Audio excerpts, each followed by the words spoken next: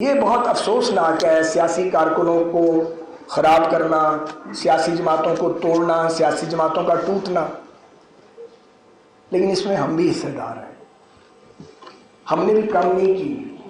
ہم اپنی جماعتوں میں جمہوریت نہیں دیتے۔ ہماری جماعتیں ایک لیڈر کے گرد گھومتی ہیں اور ہم شرک کی حد تک جاتے ہیں اس کے پیچھے، اور جماعتوں کے اندر بھی بولنے کی جرات نہیں کرتے، اور اگر کوئی جماعت کے اندر بولے وہ سائیڈ لائن کر دیا جاتا ہے۔ تمام سیاسی جماعتوں کو اپنے اندر پہلے جمہوریت لانی چاہیے۔ ہم اس ملک میں جمہوریت مانتے ہیں، اپنی جماعتوں میں جمہوریت دیتے نہیں ہیں۔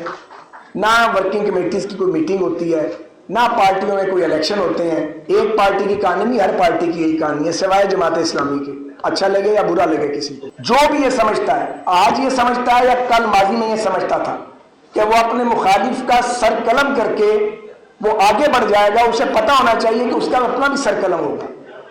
قانون قدرت کو ہم روک نہیں سکتے۔ میں پہلے بھی کہہ چکا ہوں، میں بار بار کہتا ہوں، اور میں یہ بات کہتا رہوں گا کہ کوئی کسی کی سیاست ختم نہیں کر سکتا، کوئی کسی کو مائنس نہیں کر سکتا۔ میر صاحب، اس میں کوئی دو رائے نہیں ہے کہ ایک شمشیر بے نیام ہے۔ اب ہماری دوستی تو بہت ہے، لیکن وہ اول آخر صحافی ہیں اور میں اول آخر سیاستدان ہوں۔ تو بسا اوقات ایسا ہوتا ہے کہ میر صاحب جب سچ بولتے بولتے اور جدوجہد کرتے کرتے کریز سے باہر نکل کے، کیونکہ یہ کرکٹر بھی ہیں، یہ جب سٹروک پلے کرتے ہیں تو میں بھی دل ہی دل میں مائل کرتا ہوں۔ پھر میں یہ کرتا ہوں، اور شاید میر صاحب بھی یہی کرتے ہیں، کہ ہم کچھ عرصے کے لیے ایک دوسرے سے رابطہ گھٹا دیتے ہیں، چند مہینے گزارتے ہیں، اس کے بعد وہ فیز گزر جاتا ہے تو پھر ویسے ہی ایک دوسرے کے ساتھ ہو جاتے ہیں۔ لیکن اختلاف رائے کے باوجود ان کے ساتھ جو ایک وابستگی ہے، محبت ہے، قلبی لگاؤ ہے، اس میں کبھی بھی کمی دونوں طرف سے نہیں آئی ہے۔ حامد میر بے شک ایک بہادر آدمی ہے، بلکہ خطرناک حد تک بہادر آدمی ہے۔ جب یہ ہمارے موقف کی حمایت کر رہے ہوتے ہیں تو ہمیں اچھے لگتے ہیں، اور جب یہ ہمارے موقف کی حمایت نہیں کرتے تو ہمیں برے لگنے شروع ہو جاتے ہیں۔ یہ ہر دور میں ایک جو جدوجہد کرنے والے لوگ ہیں ان کے ہیرو بن جاتے ہیں، اور جو حکمران ہوتے ہیں ان کے لیے یہ ویلن بن جاتے ہیں۔ انہیں قومی سلامتی کے لیے خطرہ بھی قرار دیا جاتا ہے۔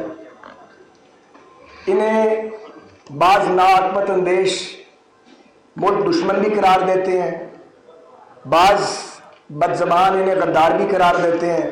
آپ کو پتہ ہے اس ملک میں ملک دشمنی، قومی سلامتی سے متصادم ہونا اور غداری، یہ سرٹیفکیٹ تو بانٹے جاتے ہیں۔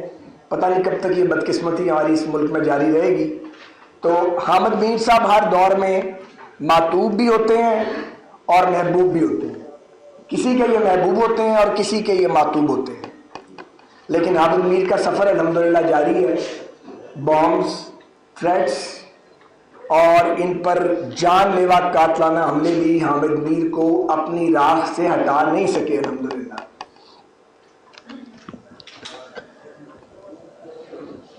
میں کچھ باتوں کی شہادت ضرور دینا چاہتا ہوں بلا تخصیص جماعت کے۔ میں ویسے بھی یہاں نمائندگی، حامد میر صاحب نے مجھے بلایا تو اپنی نمائندگی کر رہا ہوں۔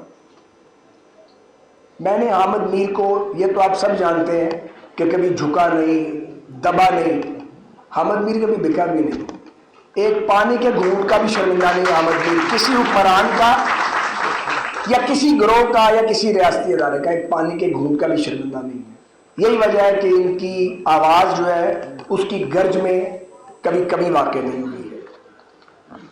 عموماً یہ اپنی جان ہتھیلی پہ رکھ کے 25 سال کے نوجوان کی طرح سیلابوں میں اتر جاتے ہیں۔ ہم یہ کہتے ہیں کہ تسی 25 سال دے نہیں ہے، میر صاحب بڑے ہو گئے ہو، مگر میر صاحب باز نہیں آتے۔ سیلاب آ جائے، زلزلہ آ جائے، کہیں دنیا میں جنگ ہو رہی ہو، آپ سب سے پہلے وہاں حامد میر کو پائیں گے۔ ان کا اسلوب اتنا عام فہم ہے۔ میں عموماً سوچتا ہوں کہ حامد میر کی بریوری تو وہ سب کو پتہ ہے۔ مقبول ترین صحافی جو پاکستان کے اندر اور پاکستان کے باہر برابر جانا جاتا ہے اور ریکگنائزڈ ہے، اس کی وجہ کیا ہے؟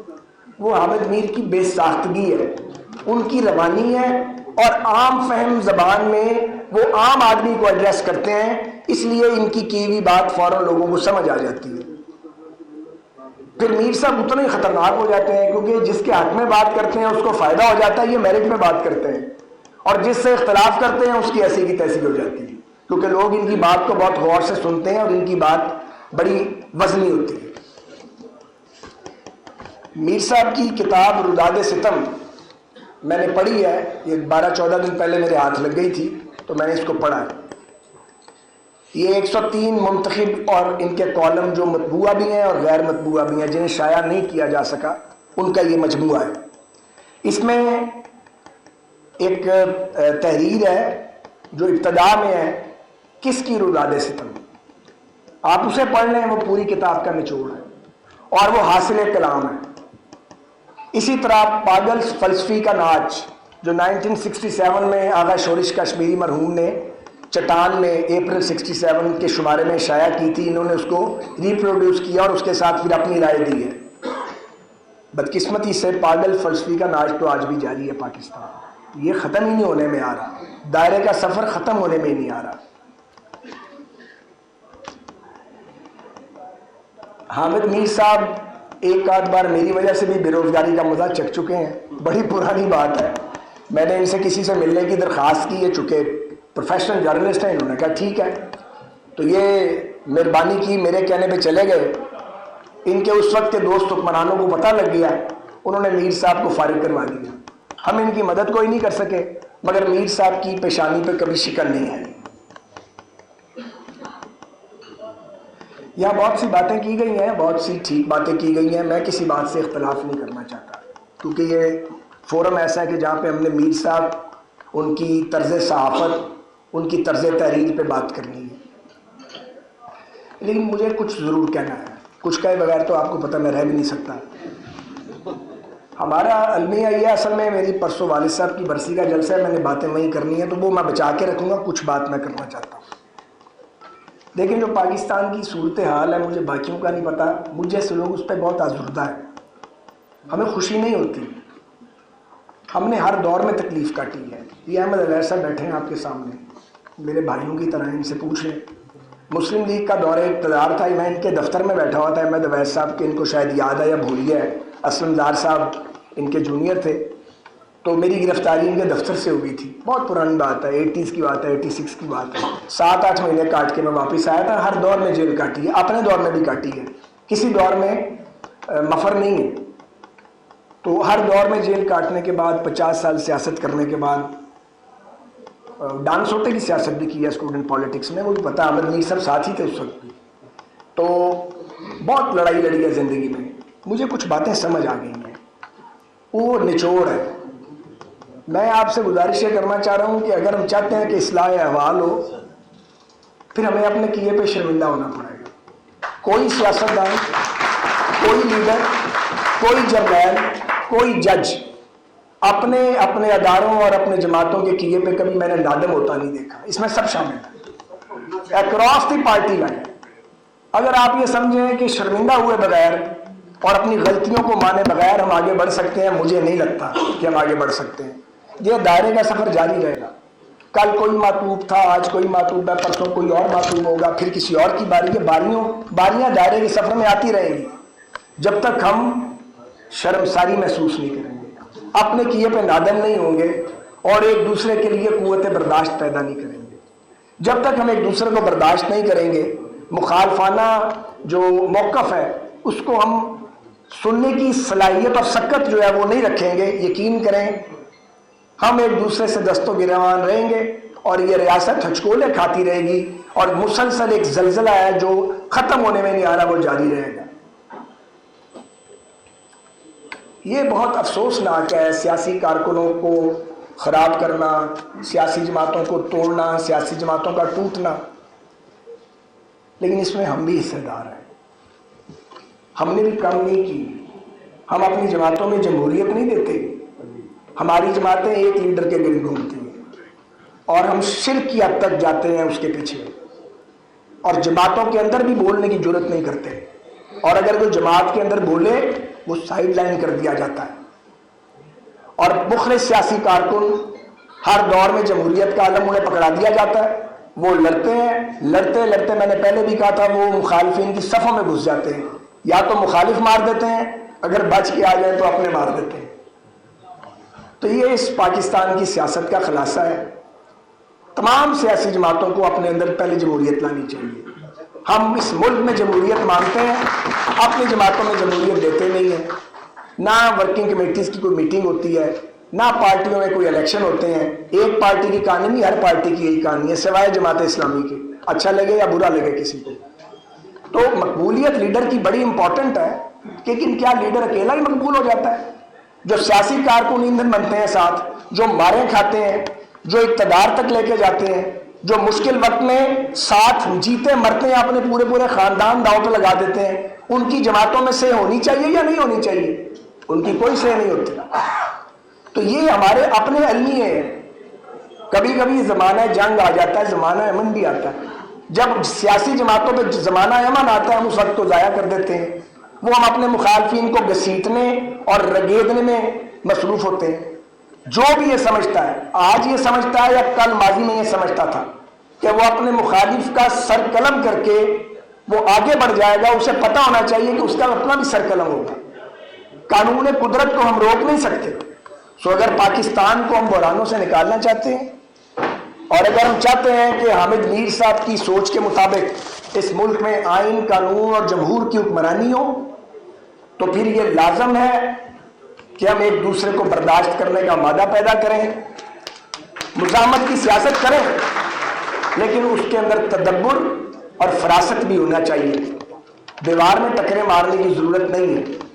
اپنے کارکنوں کو محفوظ رکھنا اور ان کی قوت کو اکٹھے کر کے اس کو ٹرانسفارم کرنا اس منزل اور مقصد کے لیے جس کے لیے آپ جدوجہد کرتے ہیں، یہ ایک ٹیکنیک ہے۔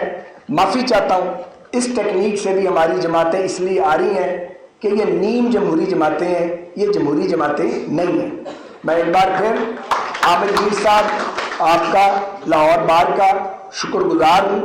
یہ ہال چھوٹا ضرور ہے، لیکن یہ صرف سائز میں چھوٹا ہے، لیکن یہ بہت اہم جگہ ہے، یہ بڑی تاریخی جگہ ہے۔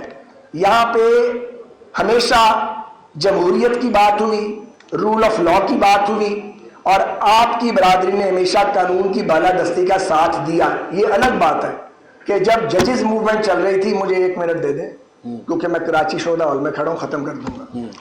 جب ججز موومنٹ چل رہی تھی اور ہم سب جو اسٹیج پہ موجود ہیں، کوئی ایک بھی ایسا نہیں ہے جو اکٹھے نہیں تھا، ہم سب اکٹھے تھے۔ ہم جیلوں میں گئے، خجل خوار ہوئے، پر اب میں سوچتا ہوں یہ ہم نے کیا کیا، ضرورت کیا تھی؟ ہم پیپلز پارٹی سے لڑ پڑے، P T I, Jamaat Islami, P M L N, ہم اکٹھے تھے۔ حامد خان صاحب، میں اور لیاقت بلوچ صاحب اس کی اسٹیئرنگ کمیٹی کے ممبر تھے جس نے سارا وہ لانگ مارچ آرگنائز کیا۔ سب نے جدوجہد کی، سب کا حصہ عدلیہ کی بحالی میں۔ لیکن آپ یہ دیکھیں کہ ججز بحال ہو گئے، ہم نے سمجھا کہ اب آزادی، عدلیہ کی آزادی کا سورج طلوع ہوگا اس ملک میں، اور آزاد جج اور سیاسی جماعتیں مل کے ایک صحیح ڈیموکریٹک کلچر کی بنیاد رکھے گی۔ سارا کام ہی الٹ گیا، اور جن کے لیے لڑے انہوں نے آتے ہی جمہوریت پہ یلغار کیا اور پیپلز پارٹی کی حکومت کو گرانے کی کوشش کی۔ بہرحال یہ ہمارے علمی ہیں، ہمیں اپنے علمیوں سے سبق سیکھنا چاہیے، اور ہمیں ایک دوسرے کی بے عزتی سے گریز کرنا چاہیے، اور ایک دوسرے کے وجود کو ماننا چاہیے۔ میں پہلے بھی کہہ چکا ہوں، میں بار بار کہتا ہوں، اور میں یہ بات کہتا رہوں گا کہ کوئی کسی کی سیاست ختم نہیں کر سکتا، کوئی کسی کو مائنس نہیں کر سکتا۔ سیاسی جماعتیں حقیقتیں ہوتی ہیں، ہم ایک دوسرے کو ریگنے کے لیے، ایک دوسرے کو خراب کرنے کے لیے، اور دوسرے کے پاؤں کاٹ کے اپنا قد بلند کرنے کے لیے ہم سب نے یہ حرکتیں کی ہیں۔ ہم مل جاتے ہیں، حرکتیں کرتے ہیں، لیکن پاکستان میں دائرے کا سفر جاری ہے۔ اگر ہم نے اپنے ملک کو منزل مراد پر پہنچانا ہے تو پھر ہمیں سول سرچنگ کرنی پڑے گی، اور ہمیں اچھے سے سوچنا پڑے گا پاکستان کی پولیٹیکل پارٹیز کو وہ مقبول ہیں یا کم مقبول ہیں۔ ایک دن ان کو بیٹھنا پڑے گا، انہیں سر جوڑنا پڑے گا، اور ایک نیا میثاق جمہوریت کرنا پڑے گا پاکستان پائندہ۔